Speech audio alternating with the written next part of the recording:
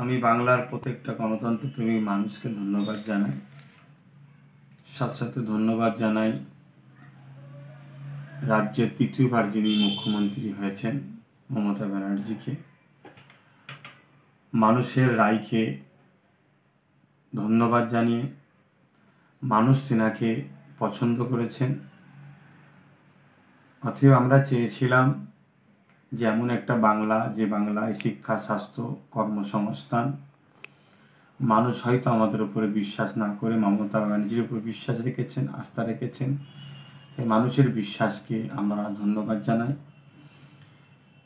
এবং ভাঙড়বাসীকে বিশেষভাবে ধন্যবাদ জানাচ্ছি যে আইএসএফ প্রার্থী নওশাদ সিদ্দিকীকে তেনাদের মূল্যবান ভোটটা দিয়ে জিতানোর জন্য। পাশাপাশি সংযুক্ত মোর্চার প্রত্যেকটা প্রার্থীকে যেখানে যেভাবে ভোট দিয়েছেন প্রত্যেকটা ভোটারকে আমি ধন্যবাদ জানাচ্ছি। এর পাশাপাশি অত্যন্ত দুঃখের সাথে আমি যেটা বলতে চাইছি, ভোট পরবর্তী রাজ্যের বিভিন্ন জায়গায় যে হিংসা চলছে, হিংসাটা অত্যন্ত দুঃখজনক। গণতন্ত্রের উৎসবে মানুষ নেমেছিল, সেই উৎসবে হার জিত থাকবে। আমরা হেরেছি, টিএমসি জিতেছে। স্বাভাবিক, টিএমসি পার্টিকে মানুষ পছন্দ করেছে। তাই টিএমসি পার্টির প্রত্যেকটা কর্মীদেরকেও আমি ধন্যবাদ জানাচ্ছি যে আপনাদেরকে মানুষ পছন্দ করেছে। নিশ্চয়ই আপনাদের কর্মকাণ্ড তেনাদের ভালো লেগেছে, তাই আপনাদেরও ধন্যবাদ। কিন্তু ভোট পরবর্তীতে যে হিংসাটা চলছে এটা অত্যন্ত দুঃখজনক। গণতন্ত্রের উৎসবকে মানুষ আতঙ্কের উৎসবে পরিণত হয়ে যাচ্ছে।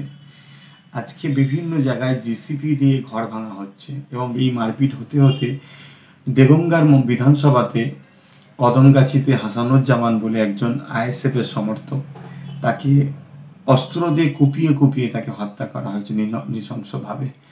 অত্যন্ত দুঃখজনক। এটা গণতন্ত্রের উৎসবে তার অংশগ্রহণ নেওয়ার জন্য তাকে আজকে মৃত্যুর করে চলে যেতে হলো।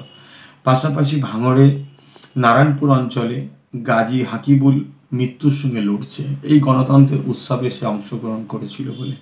এটা দুঃখজনক। তাই আমি প্রশাসনের দৃষ্টি আকর্ষণ করছি এবং তৃতীয়বারের মধ্যে আমার বাংলার যিনি নেত্রী হয়েছেন মমতা ব্যানার্জি, তেনার কাছেও আমি দৃষ্টি আকর্ষণ করছি যে যাতে বাংলা শান্তিভাবে থাকে এর সুব্যবস্থা করুন এবং প্রশাসন বন্ধুদেরকে বলবো রাজধর্ম পালন করুন। পাশাপাশি এই দুঃখের সময়, যে সময়তে একদিকে যেমন টিএমসি বন্ধুরা তেনারা আজকে জিতেছেন, আনন্দের বিষয়, অবশ্যই তেনাদের আনন্দকে আমি সাধুবাদ জানাচ্ছি।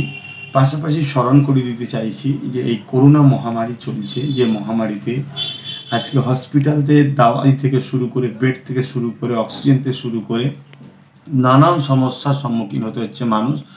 অর্থাৎ এত মানুষের করোনা হচ্ছে যেখানে ঠিকভাবে সমস্ত সুযোগ সুবিধা মানুষ দিয়ে উঠতে পারছে না, মেডিকেল ঠিকভাবে সেগুলো সাপ্লাই দিতে পারছে না, স্বাস্থ্য সেভাবে পরিচালনা ঠিকভাবে করতে পারছে না, রাস্তাতে মৃত্যুর মিছিল চলছে।